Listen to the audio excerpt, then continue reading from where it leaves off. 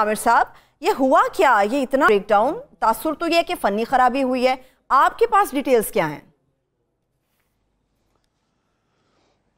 ये डिटेल्स में आपको बड़े खौफनाक आज इंकशाफात करूँगा कि पाकिस्तान का सबसे बड़ा मसला जो है वो बिजली, गैस और पेट्रोल है, और ये तवानाई से रिलेटेड है। और तवानाई जो है वो पाकिस्तान की सारी इकॉनमी इसके इर्द गिर्द है, आम आदमी की ज़िंदगी भी और कारोबारी ज़िंदगी भी। उसके बावजूद वजारत तवानाई जो है इसके अंदर एक मैस है, एक अफरा तफरी है, जो इस तरह आपने अल्फाज इस्तेमाल किए कि खाड़ पछाड़ है। मैं उसके अंदर आज आपको बड़ी स्कैंडलस तस्वीरें जो है तफसीलात बताऊंगा कि ये जो बिजली और गैस के जब आपको डबल बिल आएँ, और ये आइंदा आने वाले महीनों में हम ये ख़बर दे चुके हुए हैं कि लोड शेडिंग गैस की भी और बिजली की भी हो रही है। 2 से 7 घंटे तक जो है गैस की बिजली भी होगी कम और गैस थोड़ी होगी, और बिजली की लोड शेडिंग भी होने जा रही है। साथ में आज जिस तरह आपने बताया कि आज आधा से ज़्यादा मुल्क इस वक्त भी जो है वहाँ बिजली है ही नहीं है, इस तरह के लैप्सेस भी हो रहे हैं।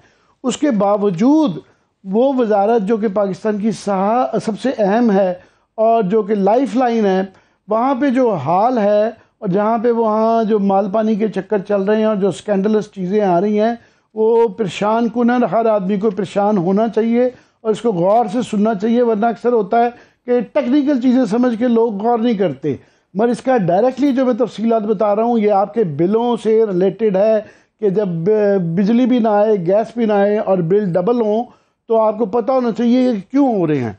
मैस ये है वहाँ पे, केओस ये है, मसाइल ये हैं कि वहाँ पे इस वक्त वजारत तवानाई जो है वो खुर्रम दस्तगीर साहब के पास है। उसके बाद तवानाई की वजारत तो दी गई है, मगर उनके पास सिर्फ पावर है। पेट्रोलियम जो है उसको खाली रखा हुआ है, वो प्राइम मिनिस्टर ने अपने पास रखी है। प्राइम मिनिस्टर के पास रखने के मतलब ये है कि उनके पास काफ़ी वजारतें हैं, वो उसकी फ़ाइलों का ढेर बनता जा रहा है, वो वहाँ पे काम नहीं हो रहा, और लार्जली वो फिर उनके प्रिंसिपल सेक्रेटरी के पास आ जाती है कि वही फ़ाइलों को ज़्यादा देखते हैं। तो इसलिए आप समझ लें कि आधे पेट्रोलियम के या वजारत तवानाई के वज़ीर वो हैं। वैसे स्टेट मिनिस्टर जो हैं पेट्रोलियम के मुसद्दिक मलिक साहब हैं, मगर उनकी महदूद वहाँ पे इख्तियारात हैं।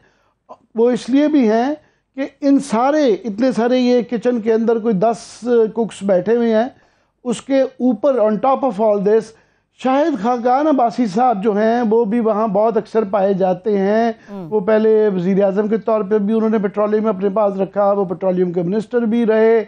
उनके अभी भी वहाँ पे पाए जाने की एक वजह जो मुझे है, एक कॉन्फ्लिक्ट ऑफ इंटरेस्ट है। कॉन्फ्लिक्ट ऑफ इंटरेस्ट ये है कि उनके साहबजादे इसी बिज़नेस से मुंसलिक हैं, और उन पर कई दफ़ा बड़े सवाल आते हैं कि जो फॉर एग्ज़ाम्पल LNG का जो सेकंड टर्मिनल इकबाल ज़ैड साहब ने लगाया था, उसको उसके मतलब कि वो कितनी तेज़ी से लगाया गया और उसके अंदर इतना ज़्यादा क्या इंटरेस्ट थे इनके कि वो भी बना ही नहीं था और इन्होंने इनाग्रेट कर दिया। बहुत जल्दी में वो किया गया, जिस तरीके से उसका प्रोजेक्ट दिया गया, जिस तरीके से उसके जुर्माने बाद में माफ़ करवाए गए, तो उससे इनके ऊपर पहले ही काफ़ी सवाल था, और अब ये वहाँ पाए जाते हैं।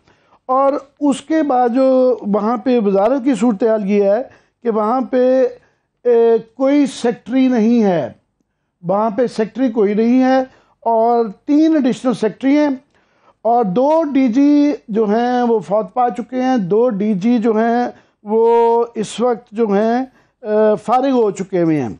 और ये $24 बिलियन की इंपोर्ट है इस मिनिस्ट्री की, सबसे ज़्यादा पाकिस्तान के अंदर अगर किसी का सबसे बड़ा खर्चा जो है, जिसकी वजह से हमारा करंट अकाउंट डेफिसिट होता है, जिसकी वजह से ट्रेड डेफिसिट होता है, वो इस खर्चे की वजह से है। और वहाँ पे हालत ये है कि अक्सर डिपार्टमेंट जो हैं वो हेडलेस हैं या एक्टिंग चार्ज के ऊपर हैं।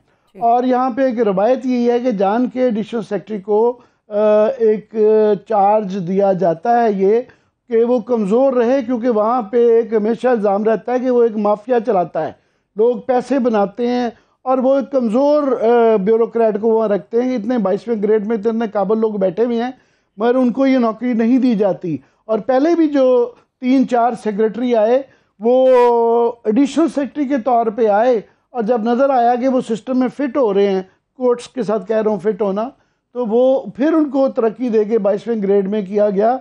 जैसा कि अरशद मिर्ज़ा साहब थे, वो भी एडिशनल सेक्रेटरी आए, और राजा सुल्तान साहब थे, असद हयाउद्दीन साहब थे, ये सारे एडिशनल। अब फिर जो है, अब एक वहाँ पे एक नई चीज़ आई है जो कि मैं समझता हूँ बहुत स्कैंडलस है। स्कैंडलस ये है कि यहाँ पे रावलपिंडी रिंग रोड का एक बहुत बड़ा स्कैंडल हुआ और वो अभी जारी है, और उसके तमाम किरदार, बाकी ये वो वैसे ये मैं थोड़ा सा बताता जाऊँ कि रिंग रोड रावलपिंडी का स्कैंडल, हम उसकी बहुत होशरुबा तफसीलात आपको अनकरीब बताने वाले हैं कि वो scandal is not over, is still on. उसके मतलब बाद में बताएंगे, और ये बता देंगे उसके जो तमाम किरदार थे वो वजारत तवानाई में आ गए हैं। अब ये इसको क्या आप कहेंगे, इत्तफाक है, बाय डिज़ाइन है, बाय स्कैंडल है, क्या है, मगर इसके हमें कोई जवाब नहीं दे रहा। हमने बड़ा पूछने की कोशिश की। फॉर एग्ज़ाम्पल उसके सबसे बड़े किरदार जो थे वो कैप्टन महमूद साहब थे, जो कि कमिश्नर थे रावलपिंडी पे। उनके ख़िलाफ़ इंक्वायरियाँ अभी भी चल रही हैं, अभी भी एंटी करप्शन के वो मुलजिम हैं, अभी भी वो नैब ने तो उसमें एक डिपार्टमेंटल एक इंक्वायरी करवा के अपनी तरफ से उन्होंने फारिग कराया, मगर वो अदालतों में केस भी है।